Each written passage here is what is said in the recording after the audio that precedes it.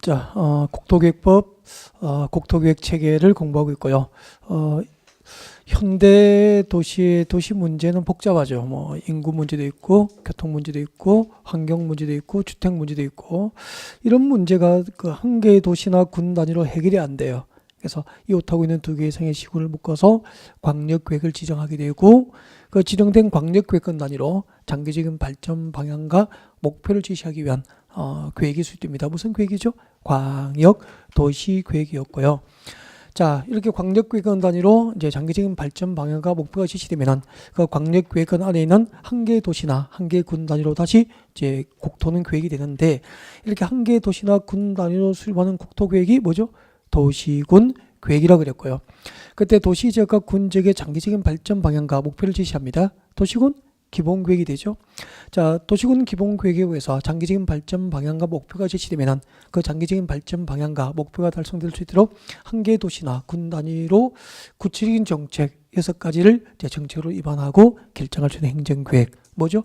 도시군 관리계획. 그 도시군 관리계획에 의해서 어떤 것들이 이제 정책으로 입안되고 결정되고 있는지 도시군 관리계획 내용에 대해서 학습이 이루어지고 있는 거죠. 자, 우리 앞 시간에 이렇게 공부했습니다. 이거 이야기를 잠깐 하고 가려고요. 네, 칠판 안 지우고 연결하려고 그냥 둔 거죠. 서울시 주변에 녹지지역이 있고요. 그 녹지지역 위에 그린벨트가 이중으로 지정되어 있다가 그린벨트 개발제한구역이 해제가 된 거예요. 자, 이렇게 개발제한구역에서 해제가 되면 서울시에서는 그 개발제한구역이 해제된 지역은 서울시 관할구역 전부입니까? 일부 지역입니까? 일부 지역을 단위로 그린벨트 해제되기 때문에 그 일부 지역 단위의 개발 계획인 지구 단위 계획을 수립하기 위해서 그린벨트 해제 지역에 대해서 서울시에서 지구 단위 계획 구역으로 지정을 결정하여 고시하게 돼요. 그리고 지구 단위 계획 구역 지정이 결정 고시되면 그다음부터 몇 년이죠? 3년 내에 그 그린벨트가 해제된 일부 지역 단위의 개발 계획, 일부 지역 단위의 개발 계획인 지구 단위 계획을 공식적으로 결정해서 고시하게 됩니다. 여기까지 공부한 거죠. 그러면은 그 그린벨트 해제 지역은 결정된 서울시가 결정한 지구 단위 계획에 의해서 이제 개발이 되게 되는데, 그때 지구 단위 계획으로 무엇을 계획을 할까요? 이 내용이 무지 많아요. 두 가지 정도로 오늘 말씀드릴게요. 자, 지구 단위 계획으로 뭘 결정하냐면은 이 지구 단위 계획 안에, 이 지구 단위 계획 구역 안에 용도지역입니다. 지구 단위 계획 구역 안에서 용도지역과 용도지역이라는 곳과 용도지구를 세분하거나 세부주로 나눈다 이 말이에요. 세분하거나 변경할 수 있습니다. 지정된 지구 단위 계획구역 안에서 지정된 지구 단위 계획구역 안에서 용도지역과 용도지구를 세분하고 세부주로 나눈다 이런 얘기예요. 나중에 배웁니다. 변경하는 것을 지구 단위로 결정한다는 얘기예요. 자, 이거 잠깐 설명 좀 도와드리면 이렇게 되죠. 여러분 잠깐만, 여기가 지금 용도지역이 뭐죠? 이 그린벨트 해제된 지역이 아까 이렇게 설명했죠. 용도지역은 녹지지역이었잖아요. 녹지지역 위에 이중으로 개발제한구역이 지정돼 있었잖아요. 개발제한구역만 해제가 된 거예요. 그러면서 지구 단위 계획구역으로 시에서 지정한 거잖아요. 그럼 현재 용도지역은 뭐죠? 녹지지역으로 묶여있는 상태잖아. 녹지지역에 아파트 지을 수 있어? 없어? 없죠. 녹지지역에 공장 지을 수 있습니까? 없죠. 그러면 녹지지역 상태에서는 개발이 불가능하거든. 그래서 이 녹지지역을 아파트 위주로 신도시를 개발하고 싶으면 주거지역으로 용도지를 변경해야 되고, 첨단 사업단지 건설하기 위해서는 공업지역으로 용도지를 변경해야 되거든. 이렇게 지구 단위 계획구역 안에서 용도지역과 용도지구를 세분하거나 변경할 때는 지구 단위 계획으로 정책을 입안해서 결정하는 거예요. 그러면은 시가 결정 고시한 지구 단위 계획을 보면은 그린벨트 해제 지역이 주거지로 변경돼서 녹지지역에서 주거지로 변경돼서 아파트 위주로 개발될 건지, 공업지로 변경돼서 도시 첨단 산업단지로 개발될 것인지를 알게 되고 알아야 상담이 가능하겠죠. 이런 내용들을 지구 단위 계획으로 정해요. 그 다음에 만약에 이제 강남 주변이니까 강남 지역의 특성에 맞도록 고층 아파트 위주로 그린벨트 해제 지역을 개발할 거예요.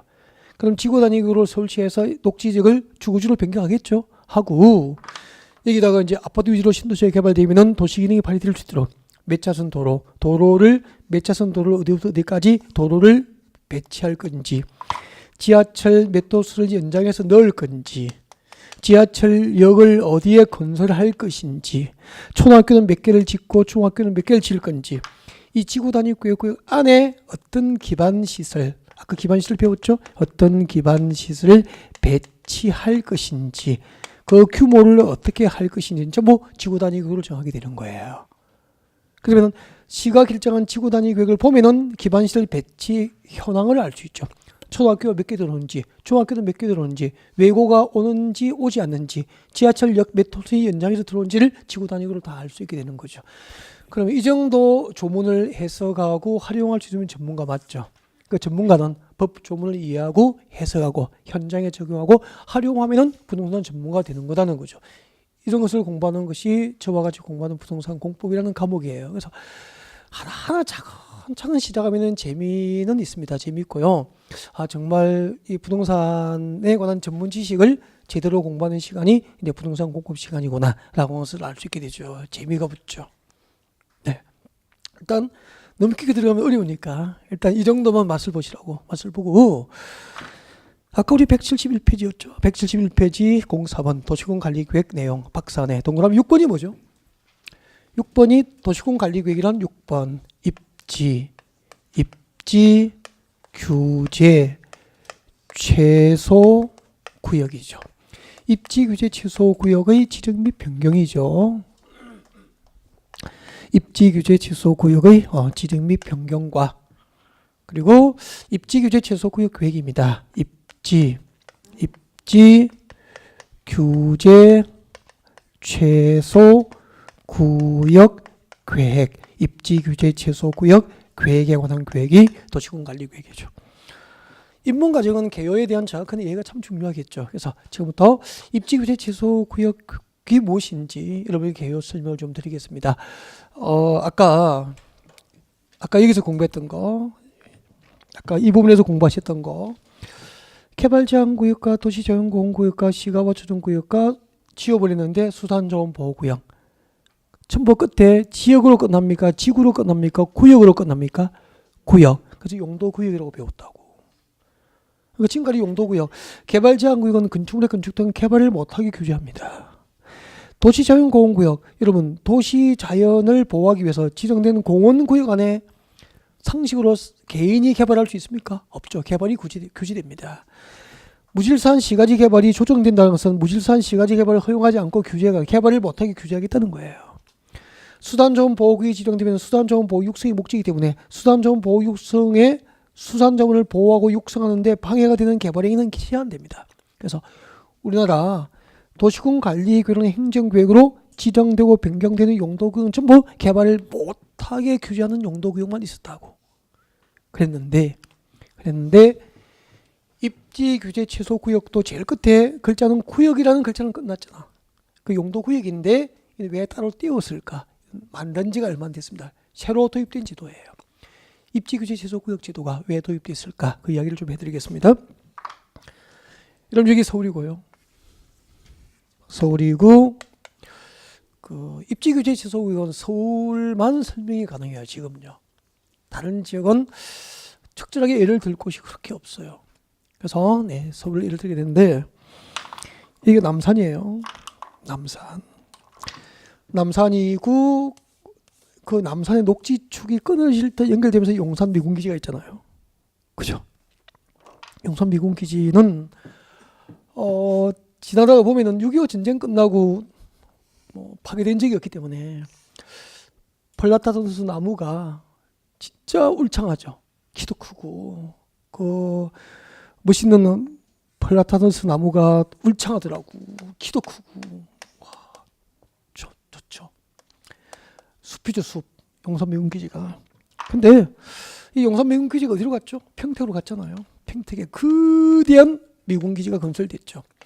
외국 주둔지 미군의 외국 주둔지가 무지 많잖아. 세계적으로 곳곳이 많은데 가까이 일본의 오키나와 미군기지도 있고 그죠? 많은데 세계 규모가 세계 1위라던데 세계 1등이고 잘 만들었대요. 이 단위 예산이 정확히는 모르죠. 100조 단위는 안 넘었을까요? 건설할 때 100조 원 단위, 수십조는 아니에요. 100조 단위가 넘어요. 천문학적인 돈이 들어갔죠. 건설 비용의 90% 이상을 우리 정부가 부담한 거 알고 계시죠? 그죠? 네. 미국을 만들어준 거죠. 이건 미국이에요. 작은 미국이에요. 모든 생활이 가능하죠. 아파트 있고 군사기지만 있는 게 아니고 학교도 있고 다 있어요. 다. 작은 미국이죠. 100조 원 이상을 들여서 100조 단위의 돈을 들여서 우리가 건설해 준 거죠. 우리 세금으로. 그래서 대신에 이제 용산 미군 기지를 우리가 서울시에서 이걸 돌려받습니다. 반환을 받습니다. 미군으로부터 돌려받아 대신에 주고 받게 된 거죠. 다행인데 그 미군 기지 절반은 남산의 녹지축하고 끊어질 때 연결해야 됐다 그랬죠. 그 남산하고 녹지축을 연결하는데 완전하게 연결해가지고 그 절반을 이제 센트럴파크처럼 우리 서울 시민들에게 공원으로 돌려준답니다. 와, 잘 됐다. 그죠? 근데 나머지 절반을 팔아야 돼요. 이걸 매각을 해야 된다고. 비싸게 매각해야 되죠. 그래야 이 건설 비용 일부를 보전할 수 있으니까 이거 팔아야 돼요. 비싸게. 근데 잘 안 팔리나 봐. 비싸게 안 팔리나 봐. 이유가 있죠. 아까 남산 녹지초가 끊어질 때 연결돼 있고 플라타너스 나무가 울창하다 그랬죠. 그래서 이곳이 용도지역이 녹지지역이 많아요. 다는 아니지만 용산 미군기지 일부는 녹지지역으로 돼 있고요. 그 다음에 상시로 생겨도 군사시설 보호지역으로 묶여 있는 거예요.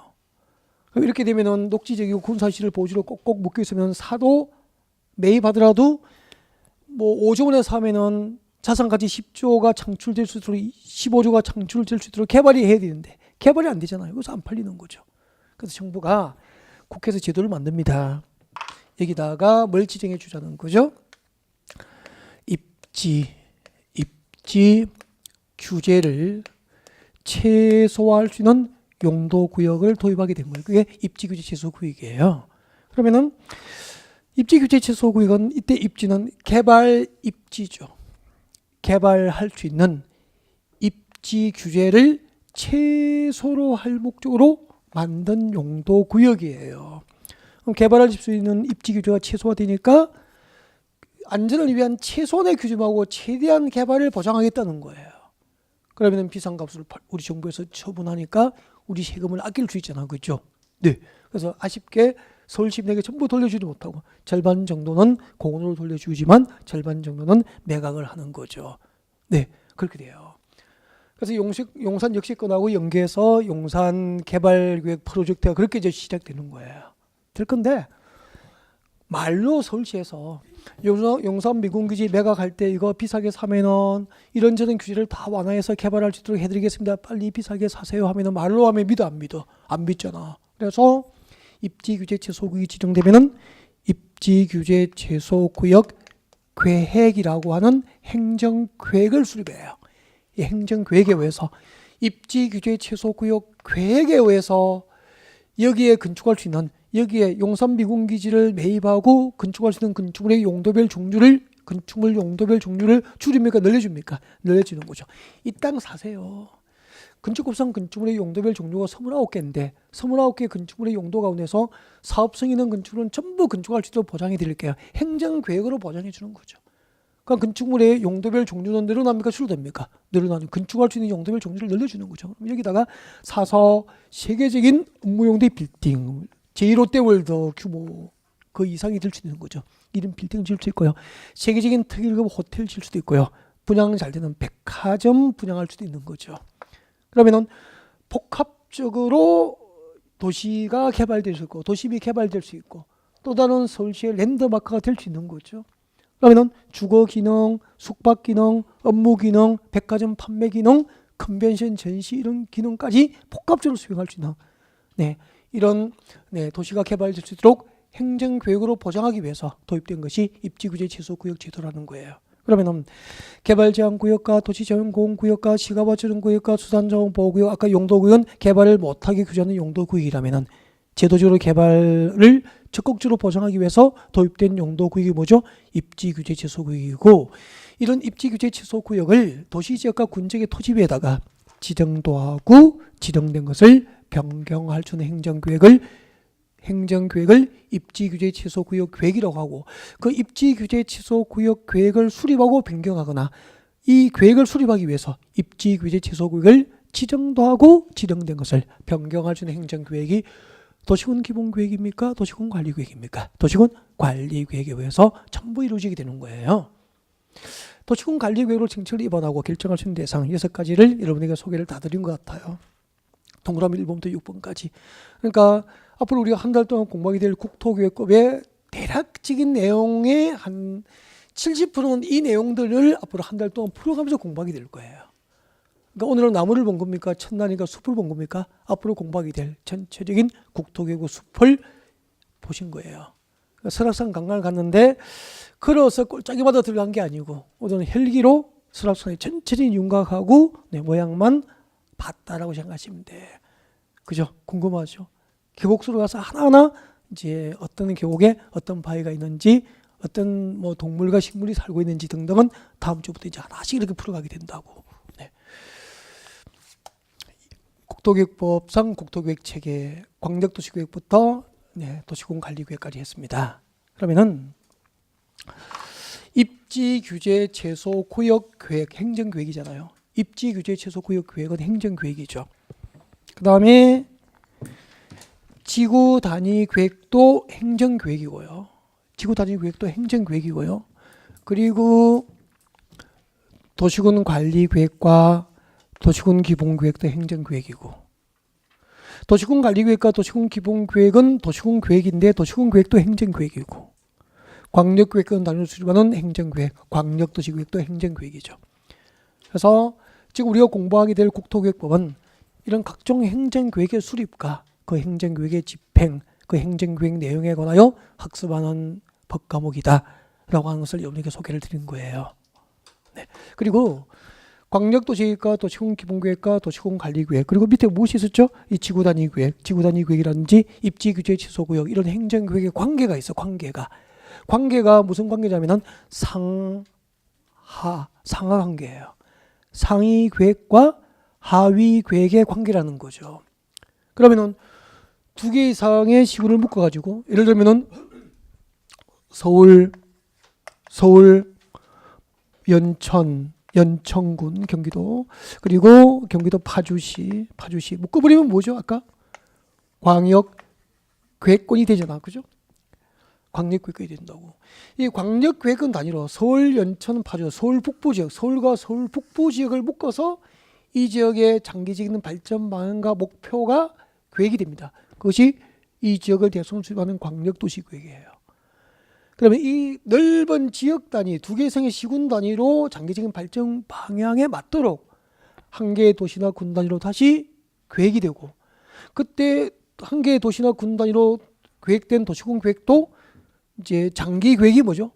기본 계획이고, 그 장기적인 발전 방향과 목표가 달성될 수 있도록 이제 도시와 군 지역의 토지를 관리하기 위해서 구체적으로 이 동그라미 1번부터 6번에 해당하는 정책으로 입안하고 결정할 수 있는 행정계획이 도시군 관리계획이 되는 거예요. 네. 그런데 모든 개발행위가 행정계획에 의해서만 이루어지는 건 아니죠. 예를 들면은 여러분이 이제 저 푸른 초원위에 그림 같은 집을 짓고 싶죠. 그림 같은 집을 짓고 싶다고. 그럼 여기 여러분이 땅을 샀습니다. 이 땅을 샀어요, 여러분이. 이거 여러분의 땅이에요. 여기다가 저 푸른 초원에 그림 같은 집을 짓고 싶다고. 나 혼자 살기 위해서. 그럼 단독주택입니까? 아파트가 됩니까? 단독주택, 전원주택 짓고 싶죠. 전원주택 지으셔야 된다고. 그럼 여기서 전원주택을 짓는다고 가정합시다. 여기는 전답, 가수원이고 농지고 임야예요. 그러면 전답, 과수원 등 농지고 임야라고 이런 땅을 사서 여러분이 여기에 건축을 하실 거예요. 하시려면은 우리 자연적인 토지 현상 그대로 건축할 수 있는 땅은 세상에 있습니까? 없습니까? 없죠. 일단 전원주택을 지으려면 밀어야죠. 부지를 조성해야 되니까. 그래서 여러분이 밀게 된다고. 땅을 포크레인하고 불도저 장비 투입해서 밀게 될 거죠. 밀어가지고 높음에는 잘라야죠. 산은 잘라내야 되죠. 이걸 절토라고 했죠. 아까 절토. 낮은 부분은 흙이나 자갈 바위돌로 메워서 덮어준다고. 성토. 팽팽하게 고르게 됩니다. 이것을 정지한다 그러죠. 이렇게 절토, 성토, 정지 등의 방법으로 토지의 그 모양을 바꾸게 됩니다. 이것을 무엇으로 배우냐면 나중에 배워요. 토지 형질 변경이라 그래요. 가장 대표적인 개발은 건축이고, 건축을 하기 위해서는 토지의 형질을 변경할 수밖에 없는 거죠. 그러니까 땅의 겉모양을 바꾸면 뭐죠? 형질 변경으로 하는 거죠.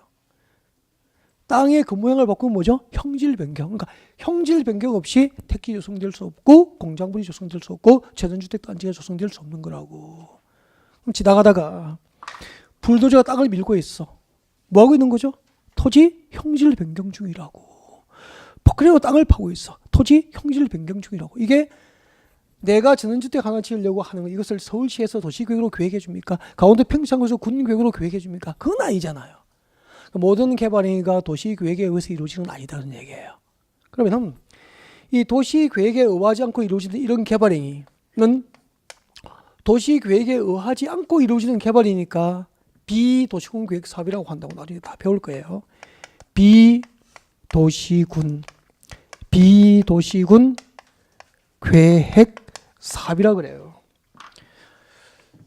도시계획과 군계획으로 계획되지 아니한 사업이죠.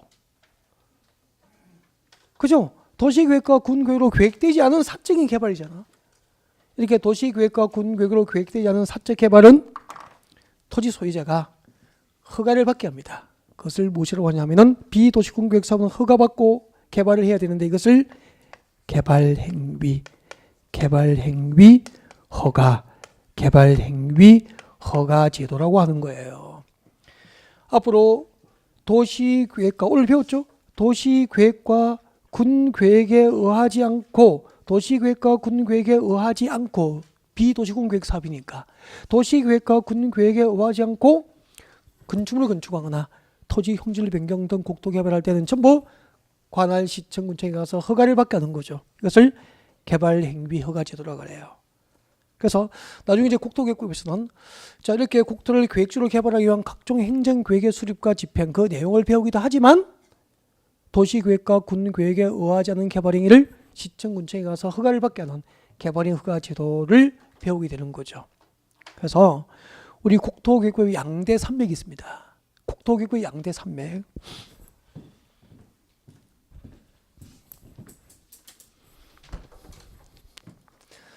우리 국토계획법, 앞으로 공부하게 될 국토계획법의 양대 산맥은 하나는 국토계획이에요. 우리나라 국토를 대상으로 수립된 국토계획. 여기까지 찍어도 카메라 여기 잡히죠? 네네, 국토계획하고. 근데 모든 개발이 국토계획에 의해서 이렇게 광역도시계획이나 도시공기본계획이나 도시공관리계획에 의해서 개발되는 게 아니거든요. 이 국토계획에 의하지 않은 개발행위는 허가를 받게 됩니다. 그것을 무엇이라고 그랬죠? 개발행위 허가라고 하는 거죠. 개발행위 허가. 이 두 가지가 국토계획의 양대 축이에요. 그래서 국토를 대상으로 각종 행정계획을 수립해서 계획적으로 국토를 개발하고 이용하고 보존하게 하거나 국토계획으로 계획되지 않은 개발행위를 관할 시청군청으로부터 허가받도록 하는 개발의 허가 제도가 국토계획법을 구성하고 있는 양대 산맥이고 그 양대 산맥 중에서 가장 중요한 국토계획법 위주로 오늘 첫날 강의가 준비했다고 보시면 되는 거예요. 그리고 관련된 용어들을 여러분에게 소개를 한 거고요. 그럼 이제 용어 정의를 다시 좀 해야 될 게 있습니다. 자, 여러분 용어 정의를 해야 될 게 지구단위계획, 입지규제, 제소구역계획 다 설명 다 드린 거예요. 다 드렸고 여러분 어디로 오시냐면은 여러분 교재 173페이지 와보세요. 173페이지. 173페이지 오면 중요하진 않은데 용어가 나와 있을 거예요. 그래서 그 몇 가지 용어를 여러분에게 소개를 좀 드려야 될 것 같아요. 광역시설이라고 나와 있을 거예요. 찾으셨습니까? 네, 광역시설인데 제가 지금 필기하고 설명드린 내용이 밑에 다 나와 있습니다. 나와 있는데 그냥 참고로 설명만 들어보십시오. 자, 그래서 앞을 보시면 됩니다. 광역시설이 나와 있죠? 네, 광역시설이 무엇일까라는 거죠. 광역시설. 우리 앞 시간에 기반시설을 배웠죠? 도로, 지하철, 공항시설, 항만시설, 종합운동장, 한강대교, 학교, 공원, 녹지 등이 전부 도시민의 생활에 기반이 되는 기반시설이에요. 네, 그 기반시설 중에서 자, 광역시설은 무엇이냐면 이거예요. 자, 시설, 광역시설 할 때 시설 동그라미 하십시오. 교재에다가 광역시설 할 때 기반시설, 시설 동그라미 합니다. 이때 시설은 기반시설이에요. 광역시설 할 때 시설은 뭐죠? 기반시설, 기반시설을 의미합니다. 기반시설, 기반시설. 광역을 동그라미 하십시오. 광역은 배웠죠? 아까 광역은 넓은 지역입니까? 2개 이상의 시군입니까? 그렇죠. 둘 이상 시군을 의미합니다. 2개 이상의 시군 관할구역, 전부 또는 일부를 광역이라 그래요. 그럼 이제 광역시설이 뭔지 알겠죠? 그러면 보십시오. 자, 기반시설 중에서 도로,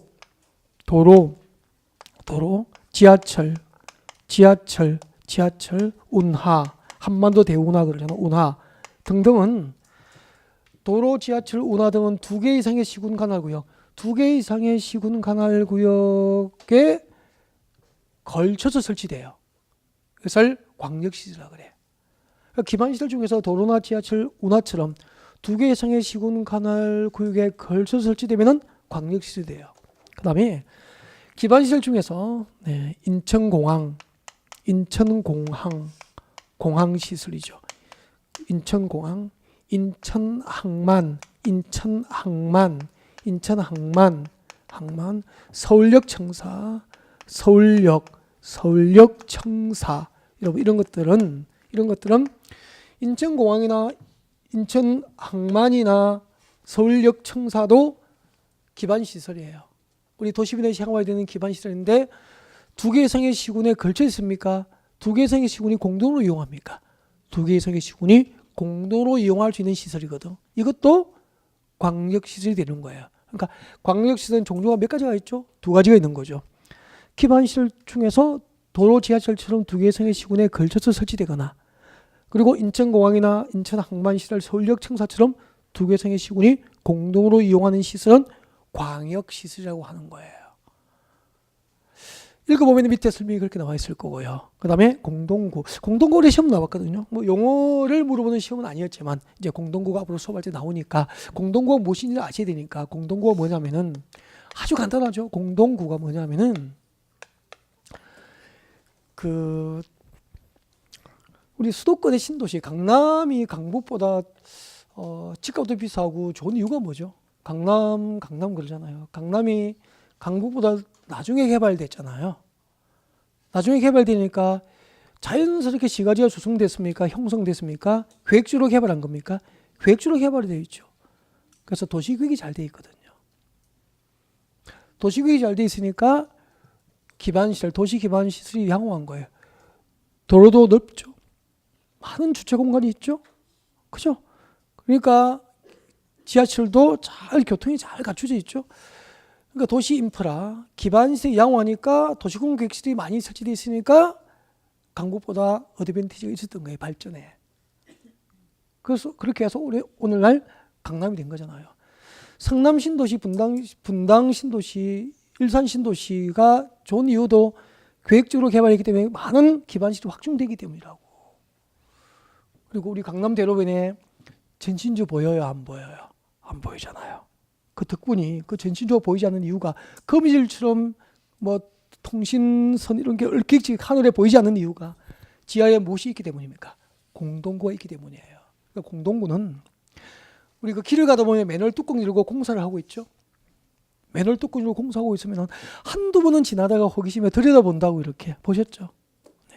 보시면 거기에 전기, 통신, 도시가스, 상하수 시설이 공동으로 수용되어 있는 시설물이 있어. 이것이 뭐죠? 공동구라고 하는 거예요. 그러면 보통 신도시는 도로 밑에 공동구를 설치해서 거기에 전기, 통신, 가스, 지역, 난방, 상하수 시설 지하에 수용하기 때문에 지상 공간이 거미줄처럼 어지럽게 엉켜 있습니까? 공간이 깨끗합니까? 지상 공간이 깨끗한 도시 공간이 만들어진 거죠. 전부 공동구 덕분이라는 거죠. 그래서 맨홀 뚜껑 안에 구가 무슨 구죠? 공동구예요. 지하에다가 전기, 통신, 가스, 상하수도, 지역 난방 시설 등을 공동으로 수용하기 위한 지하 시설물을 공동구라고 하고요. 나중에 배울 거예요. 재개발, 재건축 등 정비 사업을 하거나, 재개발, 재건축 등 정비 사업을 하거나, 나중에 배웁니다. 재개발, 재건축 등 정비 사업을 하거나, 신도시 개발할 때, 도시 개발할 때, 도시 개발할 때, 도시 개발하거나 택지를 개발할 때 나중에 배웁니다. 택지를 개발할 때 그 면적 규모가 정비사업, 재개발, 재건축 등 정비사업하고 신도시 개발하고 택지 개발할 때 그 면적 규모가 200만 제곱미터를 초과하면은 200만 제곱미터를 초과하면은 그 도시는 의무적으로 도시공간 지하에다가 공동구를 설치해야 되는 거예요. 그럼 강남 신도시는 개발할 때 그 개발 규모가 200만 제곱미터를 초과했거든. 분당 신도시, 일산 신도시 전부 200만 제곱미터를 초과했거든. 그래서 전부 지하에 뭐가 있는 거죠? 공동구 설치해서 전선, 각종 통신선, 강 케이블 등을 전부 지하에 공동으로 수용했기 때문에 지상 공간이 깨끗한 도시가 된 거라는 얘기죠. 공동구가 뭔지 알겠죠? 그러니까 공동구가 무엇인지 시험을 물어보진 않아요. 단어 시험을 내지는 않죠. 네, 법으로 정의된 용어를 물어봅니다. 네, 공동구 소개를 드렸고요. 두 가지를 더해 이제 수업을 마칠 수 있죠. 네, 여러분 교재 174페이지 오십시오. 174페이지. 용도지역, 용도지구, 용도구역표는 다음 주에 공부를 하셔야 되고요. 그 파트에서 설명을 드릴 거고요. 자, 올해 시험에 나왔던 18번, 174페이지 제일 밑에 18번 개발밀도 관리구역과 오른쪽에 19번의 기반시설 부담구역이 나와 있죠. 이 개발밀도 관리구역과 기반시설 부담구역 개요에 대한 이해가 없으면 답을 찾기 좀 곤란한 문제였다고. 그러니까 인문 과정이 중요한 거죠. 그래서 오늘 개발밀도 관리구역과 기반시설 부담구역을 마지막으로 개요 설명을 드리고 용어 설명 드리고 오늘 수업을 종료할까 합니다. 자, 개발밀도 관리구역, 기반시설 부담구역. 자, 설명드리기 전에 궁금하시죠? 그래서 여러분 교재를 읽어볼 수 있도록 5초간 여유를 드립니다. 개발밀도 관리구역 한번 읽어보십시오. 5초간 여유 드릴게요.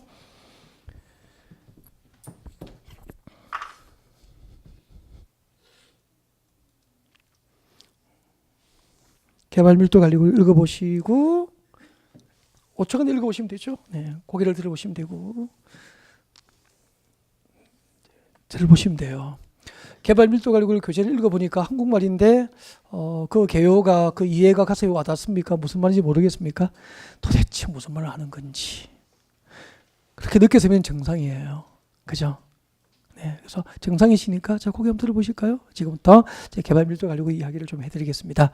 그림을 그려서 설명하는 거니까 뭐 그림 그리고 쓰실 필요는 없을 거고 그냥 개념만 들어보시면 돼요. 자, 개발밀도 관리구역이죠.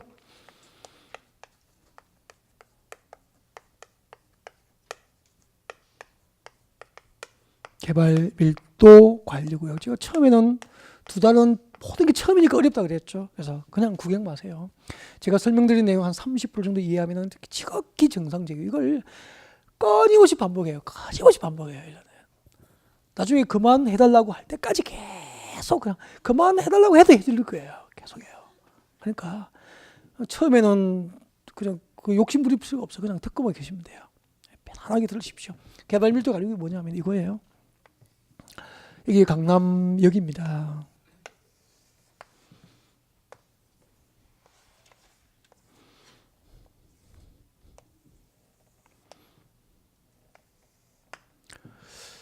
강남역이고요. 이 정도 되면 다 역세권이라고 볼 수 있죠. 강남역 역세권이라고 볼 수 있고요. 용도지구 주거지역도 있고 상업지역도 있고 네, 공업지역이에요. 아까 시작할 때 우리 도시지역에서 주거지역, 상업지역, 공업지역은 보존용도입니까? 개발용도입니까? 개발용도죠. 그래서 강남역 주변 역세권은 미개발된 상태로 남아있는 곳이 있습니까? 대부분 개발이 끝났습니까? 대부분 개발이 끝났죠. 개발이 끝났다는 것은 건축이 도로 주변에 건축물의 건축이 다 끝났다는 거예요. 건축이 끝났다는 거죠. 가장 대표적인 개발이 건축이니까. 근데 역세권, 강남역 주변의 역세권 여기가 재건축 단지예요. 재건축 단지.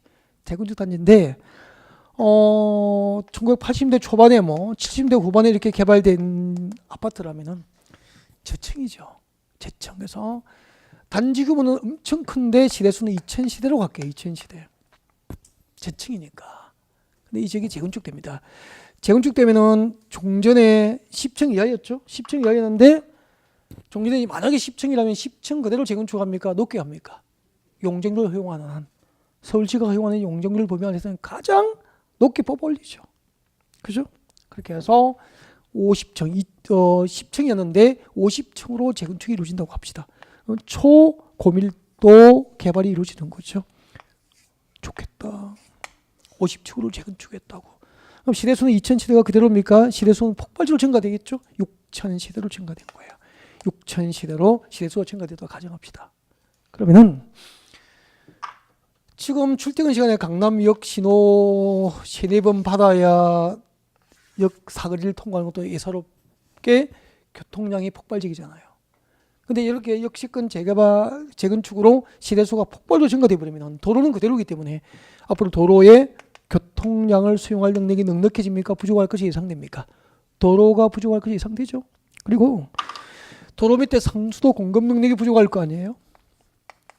하수 시설, 하수 처리 용량도 그대로니까 하수 시설의 시설 용량 부족이 예상되잖아요. 근데 이 지역은 이미 개발이 완료돼서 도로 주변의 건물 다 빌딩 다 철거해버리고 도로를 확장할 수도 없고, 도로를 전부 아파트 재건축한다고 도로를 전부 파헤쳐서 상수도 공급 능력을 갑자기 늘릴 수도 없고 하수 처리 용량을 늘릴 수도 없고, 인근의 초등학교가 재건축하기 전에는 이 아파트 2000시대 아이들하고 인근 지역의 아이들을 다 수용했지만 6000시대면은 이 초등학교의 학생 수용 능력도 부족한 것이 예상되잖아요. 근데 강남에 역세권에 초등학교를 하나 지을 만큼 수만 평의 미개발된 땅이 없다는 거죠. 그러면은 주거지역, 상업지역, 공업지역 등 이미 개발이 완료된 지역에서 재개발, 재건축 등 새로운 개발 행위로 도로, 상수도 공급 능력, 하수 처리 용량, 학교의 학생 수용 능력 부족은 예상되지만 새로운 기반시설 설치가 곤란합니까? 가능합니까? 곤란한 지역이잖아. 이렇게 기반시설 부족은 예상되지만 새로운 기반시설 설치가 곤란한 지역을 대상으로 개발할 수 있는 건축물의 밀도를 낮추어 관리할 목적으로 지정되는 것을 개발 밀도 관리구역이 되는 거예요. 개발 밀도 관리구역이 지정되면은 해당 용도지역에 허용된 개발되는 밀도를 낮게 관리해야 되니까 해당 용도지역에 허용될 건폐가 용적률을 완화 적용할까요? 강화 적용할까요? 강화 적용하는 거죠. 만약에 우리 시행령에서 국토개혁법 시행령에서 개발 밀도 관리구역이 지정되면 해당 용도지역에 허용될 용적률 50%까지 용적률을 강화 적용할 수 있다라고 되어 있다고.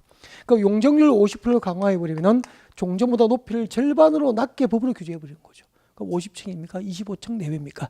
재건축이 끝나더라도 25층 내외로 층수가 낮게 규제가 되는 거예요. 그럼 6000시대입니까? 재건축이 끝나도 3000시대 내외입니까?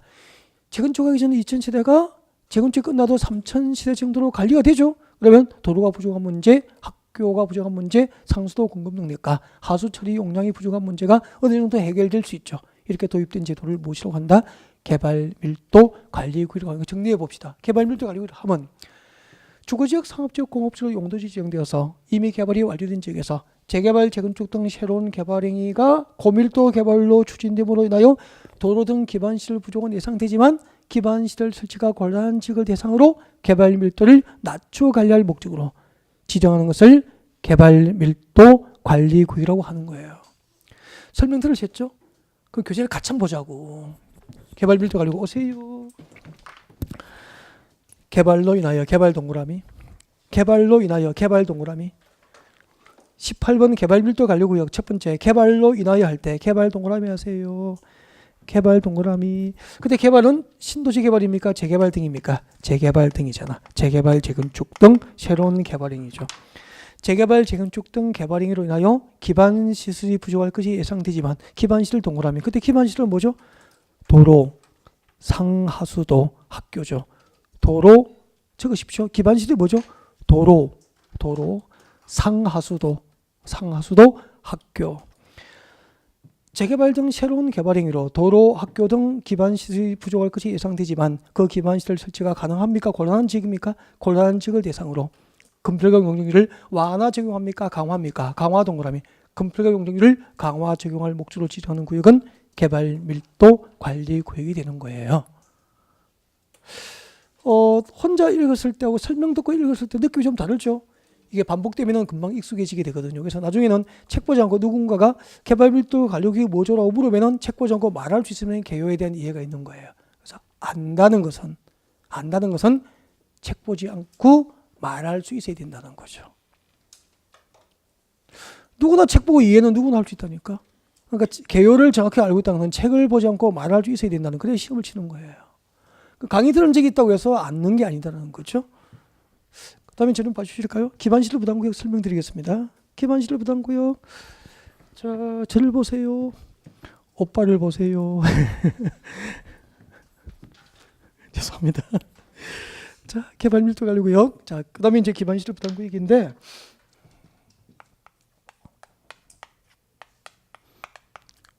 기반시설 부담구역이죠. 기반시설 부담구역. 아는 단어가 있죠. 기반시설은 배웠죠. 도로, 지하철, 공항시설, 항만시설, 종합운동장 등등 도시민의 생활에 기반이 되는 시설이죠. 자, 기반시설 부담구역은 뭐예요? 개발 밀도 관리구역 이외의 신도시 개발지역을 대상합니다. 그러면은 이게 서울이잖아요. 서울시는 이미 신도시 개발이 대부분 다 도시 개발이 대부분 끝났거든.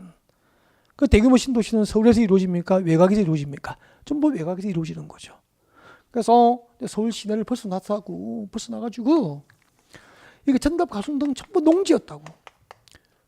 이게 이제 분당 신도시, 뭐 경기도 고양 일산 신도시, 그죠? 평촌 신도시, 동탄 신도시, 판교 신도시 이런 지역에서 다 개발된 거잖아요. 개발하자고. 신도시 개발합니다. 자, 신도시 개발하니까 농지, 임야, 천답, 가손 농지를 전부 불도저로 포크레를 밀어서 대규모 택지나 상업용지, 공장용지를 조성하고 택지나 상업용지가 조성되면은 그 다음에 하는 게 뭐죠?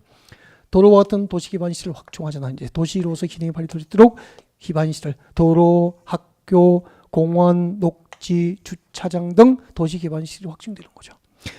지금까지는 이런 신도시를 개발할 때 기반시설이 있죠. 도로 등 기반시설 설치는 전부 여러분이 낸 세금으로 해당 자치단체에서 도로 등을 설치합니다. 중앙정부의 보조금 일부를 받고 해가지고 그렇게 기반시설이 확충이 됐다고. 근데 앞으로 신도시 개발 지역에 기반시설 부담구역이 지정되면은 기반시설 부담구역이 신도시 개발 지역에 지정이 될 거예요. 지정이 되면은 이 기반시설 부담구역에서 일정한 개발행위, 가장 대표적인 개발행위가 건축행위예요. 이런 일정한 개발행위를 하는 지역 주민들에게, 그 지역 주민들에게 기반시설 부담구역으로 지정된 지역에서 일정한 개발행위를 하는, 즉 숙박시설, 단독주택 숙박시설 등 대통령령이 허용하는 일정한 건축물을 건축하는 자에게 해당 지역에 필요한 도로나 상하수 시설, 학교 등 기반시설 설치에 필요한 비용을 주민들에게 기반시설 설치 비용을 부담하게 해서 신도시에 필요한 기반시설 설치를 위한 용지를 확보하고 또 신도시에 필요한 기반시설을 설치할 목적으로 지정되는 것을 기반시설 부담구역이라고 하는 거죠. 위대한 서울 시민 여러분, 기반시설 부담구역이 지정되면 마음이 편합니까? 부담됩니까? 부담되잖아요. 세금 냈는데 앞으로 그 도시에 필요한 학교 건설 비용과 도로 건설 비용과 공원 건설 비용과 주차장 설치 비용을 또 해당 지역에서 택지 등을 분양받고 건축을 하는 주민들에게 기반시설 설치 비용을 부담시켜서 신도시에 필요한 기반시설 설치에 필요한 용지를 확보하고 기반시설 설치를 할 목적으로 도입된 것을 기반시설 부담구역이라고 하는 거예요. 그럼 신도시에 필요한 기반시설 설치에 필요한 용지 확보 그리고 필요한 기반시설 설치를 목적으로 지정되는 게 뭐죠? 기반시설 부담구역, 그렇게 되는 거죠.